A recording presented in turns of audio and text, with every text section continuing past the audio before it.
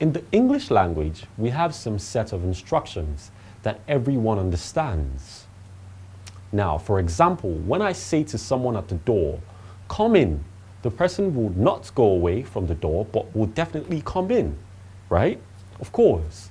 When I say to you, "Bring me that laptop," of course you wouldn't bring me your face cap, would you? No. This same principle applies to the computer programming language.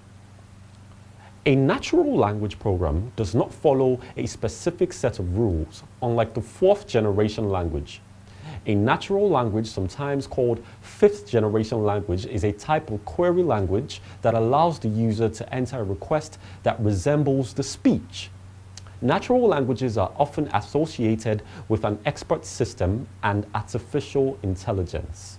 Some high-level programs are basic. It stands for Beginner's All-Purpose Symbolic Instruction Code. It is a programming language used by beginners. COBOL, it stands for Common Business-Oriented Language. This language is specially designed for business applications. Now, Fortran, it stands for Formula Translation. It is one of the oldest high-level languages.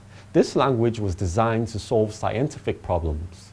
In summary, we have learned that computers have their own language.